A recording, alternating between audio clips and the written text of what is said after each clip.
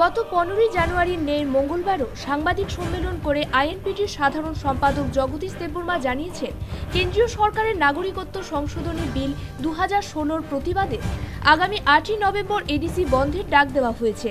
INPT, IPFT, NCT এই তিনটি আঞ্চলিক দলের সমঝোতায় গঠিত ইন্ডিজিনিয়াস রিজিওনাল পার্টি ফোরাম এই বন্ধের ডাক দিয়েছে বলে ফের একবার জানিয়েছেন ফোরামের সদস্য জগদীশ দেববর্মা। রাজ্যের 3 জনজাতি ভিত্তিক আইএনপিটি, আইপিএফটি, এনসিটির যে একটা all Tripura indigenous regionals parties forum গঠন হয়েছিল মূলত কেন্দ্র সরকার কর্তৃক নাগরিকত্ব আইন সংশোধনের বিল প্রত্যাহারের দাবিতে আমরা ঐকমত্য হয়েছি। সেই ফোরামকে আজকের অধিবেশন অনুমোদন দিয়েছে।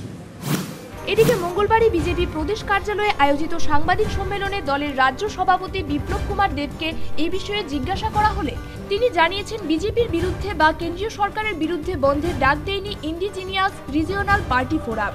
তারা বন্ধের ডাক দিয়েছে সিপিআইএম এর নীতির বিরুদ্ধে। দর্শক বন্ধুদের সুবিধার্থে আরও একবার জগদীশ দেববর্মার বক্তব্য সহকারে বিপ্লব দেবের বক্তব্য তুলে ধরা হলো।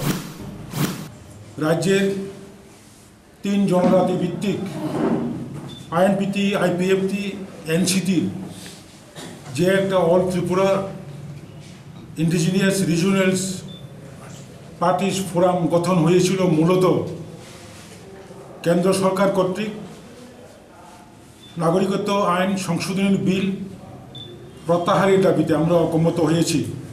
সেই ফোরামকে আজকের অধিবেশন অনুমোদন দিয়েছে। অ্যান্টি বিজেপি স্ট্যান্ড নিয়ে সিটিজেন বিলের বিরুদ্ধে এই ফোরাম।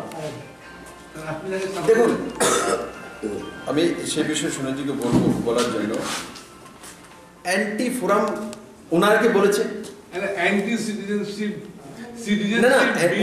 ওনারা দেখুন, ওনাকে আগে আমি বললাম না, আগে সেই বিষয়ে ওনাদেরকে জিজ্ঞাসা করুন।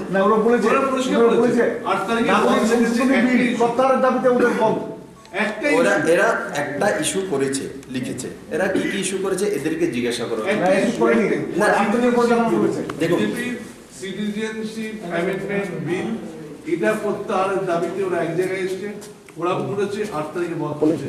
তাই তো একটাই তো ইস্যু। Yes one point. আচ্ছা, এবং সেটা এগেইনস্ট বিজেপি সেন্ট্রাল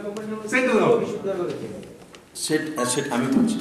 এখন এরা 8 তারিখ বন্ধ ডেকেছে, যে সিটিজেনের আইনের বিষয়ে আপনি বলছেন, লর বিষয়ে বলেছেন, সেটা বিরোধ করেছে। তো সেটা তারা ভারতীয় জনতা পার্টির সঙ্গে অ্যালায়েন্স করেনি। ভারতীয় জনতা পার্টি তাদের ফোরামের, তারা একটা কমিউনিস্টের এগেইনস্টে একটা ফোরাম তৈরি করে, সেটার আমি স্বাগত জানিয়েছি। না না না না, ইস্যু কি নিচ্ছে, ইস্যু আলাদা ধরে জিনিস। এরা কমিউনিস্ট, আপনি এটা ক্লিয়ার হয়ে যান, এরা কমিউনিস্টকে হারানোর জন্য একটা, আপনি জিজ্ঞাসা করুন গিয়ে এনসিপি বলবাকে না, আপনি জিজ্ঞাসা পরবর্তী সময়ে বিজেপি সভাপতি আরও বলেছেন যে ইস্যুতে ফোরাম গঠিত হয়েছে তাতে ভারতীয় জনতা পার্টি একমত নয়, কিন্তু কমিউনিস্টের বিরুদ্ধে তাদের একত্রিত হওয়ার চিন্তাভাবনাকে বিজেপি সাধুবাদ জানায়। ফোরামের ডাকা ধর্মঘটকে বিজেপি সমর্থন করে না বলে জানিয়েছেন তিনি। ভারতীয় জনতা পার্টি ওই সেন্সটাকে স্বাগত জানিয়েছে। কমসে কম এরা কোন ইস্যুতে একত্রিত হয়েছে সেই ইস্যুতে আমি ভারতীয় জনতা পার্টি তাদের সঙ্গে কোনো মতে একমত না, কারণ সেই অ্যাক্ট তো কেন্দ্র সরকার এনেছে, ভারতীয় জনতা পার্টি সরকার এনেছে, সাথও একমত না, আমি ক্লিয়ার বলছি। কিন্তু তাদের যে চিন্তা ভাবনাটা যে এরা একত্রিত হয়েছে কমিউনিস্টের এগেইনস্টে, সেটার বিষয়ে ভারতীয় জনতা পার্টি স্বাগত জানিয়েছে।